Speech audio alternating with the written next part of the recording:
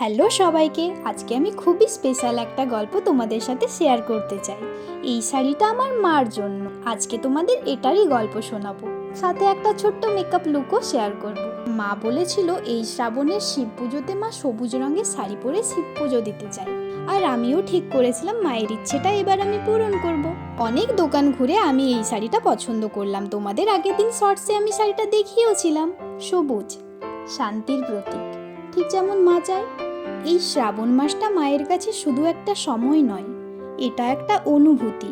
শ্রাবণের বৃষ্টি যেমন শান্ত করে মনকে, এই সবুজটাও ঠিক তেমনই শান্ত, একেবারে মার মতো। মা চেয়েছিল শুধুই একটা সবুজ শাড়ি, এদিকে বোন দেখো মনে করে সবুজ চুড়িও নিয়ে এসছে মায়ের জন্য।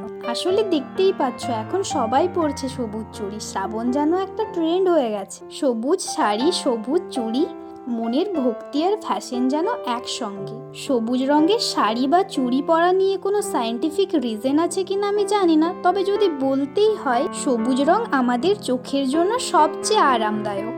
মন শান্ত থাকে, উদ্বেগ কমে, যা পুজোর মতো একাগ্রতা ও ভক্তির কাজে উপযুক্ত। এছাড়াও সবুজ রং প্রকৃতির প্রতীক। শ্রাবণ মাসে যেহেতু বর্ষা হয়, যার ফলে গাছপালা ফসল বেড়ে ওঠে, যার ফলে সবুজ চারিপাশে ছড়িয়ে পড়ে। তাই শ্রাবণে সবুজ চুড়ি বা শাড়ি এটা একটা ঋতুভিত্তিক চেতনা। এই ছবিগুলো দেখলে বুঝতে পারবে মা আমাদের দুই বোনের থেকে গিফট পেয়ে কত খুশি, আর তার মুখের এই হাসিটা আমাদের জন্য শ্রেষ্ঠ উপহার। শ্রাবণের এই পবিত্র দিনে আমাদের প্রত্যেকের মা সুস্থ থাকুক, শান্তিতে থাকুক, এটাই প্রার্থনা করি। এই গল্পটা শুধুই শাড়ি বা চুড়ির নয়, এটা মার প্রতি ভালোবাসা আর শ্রাবণের একটা অসম্ভব সুন্দর মুহূর্ত। এবার বলি একটা মজার কথা।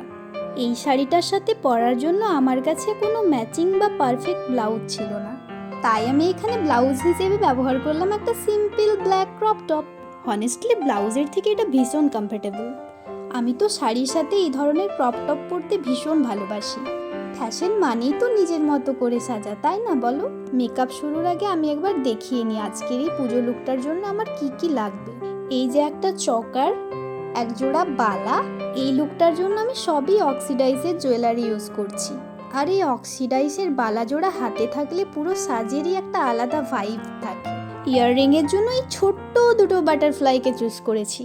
ব্যাস, এরপর কিছু basic makeup product, foundation, concealer, blusher, powder, lipstick, lip liner, ছোট্ট একটা আইশ্যাডো প্যালেট, মাস্কারা, কাজল আর সিসি ব্ল্যাক টি।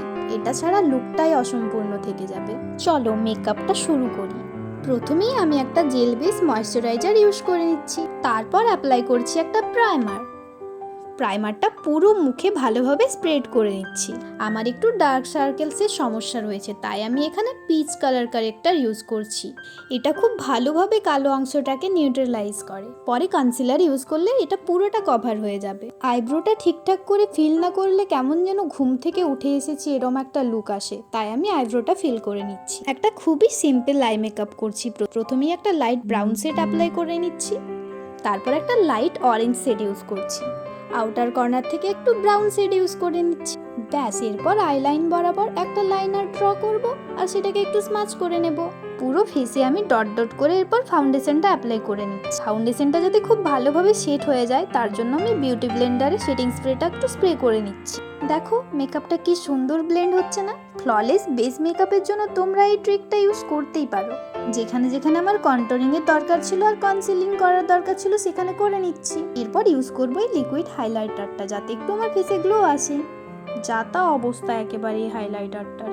এরপর একটা লুজ পাউডার দিয়ে আমি মেকআপটাকে সেট করে নেবো যেখানে যেখানে আমার প্রয়োজন রয়েছে। এবার আমি একটু ব্লাশ দিচ্ছি খুব হালকা ভাবে, চাই মুখে একটু ফ্রেশ সফট গ্লো আসুক, যাতে একটু মেকআপটা প্রাণ পায়। কাজল আর মাস্কারা দিয়ে আই মেকআপটাকে ডান করছি। লিপস্টিকের জন্য আমি চুজ করেছি একটা ডার্ক ব্রাউন লিপ লাইনার, সাথে একটা নিউড লিপস্টিক। এটা আমার ভীষণ ফেভারিট। মেকআপটা আমার সম্পূর্ণ কমপ্লিট। ইনার কর্নারে একটু দিয়ে নিচ্ছি হাইলাইটার। এবার আমার পুরো মেকআপ লুকটাকে শেষ করছি একটা সেটিং স্প্রে দিয়ে। এটা মুখে একটা ফ্রেশ ডিউই ফিনিশ দেয়, সাথে মেকআপটাকে দীর্ঘ সময় ধরে ঠিক রাখে। মেকআপ শেষ, এবার আমি পরে নিচ্ছি আমার পছন্দের অক্সিডাইজ জুয়েলারিগুলো। যেগুলো এই লুকটার সাথে একদম মানানসই। অক্সিডাইজের গয়নার একটা আলাদা সৌন্দর্য আছে, এটা মোটেও ভারী নয়, কিন্তু মুখে এক আলাদা মাধুর্য এনে দেয়। জুয়েলারি না পরলে আমার তো পুরো সাজটাই কেমন অসম্পূর্ণ লাগে, তাই চকার এই ছোট্ট ছোট্ট দুটো ইয়াররিংস আর এই হাতের বালাজোড়া পরে নিচ্ছি। সিম্পল কিন্তু ক্লাসি। সাজের মধ্যে একটা নোজপিনও পরেছিলাম, কিন্তু জানো আমার মনে হচ্ছিল পুরো মুখের মধ্যে যেন নাকটাই সামনে চলে এসছে, একদম মানাচ্ছিল না আমায়, তাই খুলে ফেললাম। নোজপিনটা পরে ভাবলাম সাজটা হয়তো আর একটু এনহ্যান্স হবে, কিন্তু যেটা মন থেকে ভালো লাগে না সেটা রাখার তো কোনো মানে হয় না। সাজ মানেই তো নিজের মতো ভাবে কমফোর্ট থাকা, তাই খুলে ফেললাম। মেকআপ ও সাজ সম্পূর্ণ করে আমি উঠে গিয়েছিলাম ছাদে আরও কিছু ছোট্ট ছোট্ট ভিডিও ছবির জন্য। সেদিন যখন আমি শ্যুট করছিলাম, আলতো করে আকাশে মেঘ জমেছিল, মাঝে মাঝে একটু হাওয়া, একটু আলো, আর সাথে ছিল মেঘলা ওয়েদার। এরম ওয়েদার আমার ভীষণ ভালো লাগে, কারণ কি যখন আমি মেকআপ করি তখন প্রচণ্ড পরিমাণে ঘেমে যাই, তাই হালকা মেঘলা দিনগুলোতে সাজুগুজু করে শ্যুটের জন্য একদম পারফেক্ট। আর এই পুরো শ্যুটটা স্পেশালি ব্যাক ক্যামেরাতে যেগুলো দেখা যাচ্ছে ছবি বা ভিডিও, পুরোটাই আমার বোনের তুলে দেওয়া। ও খুব মন দিয়ে ভালোবেসে আমার ছবি তোলে যখন আমি সাজি।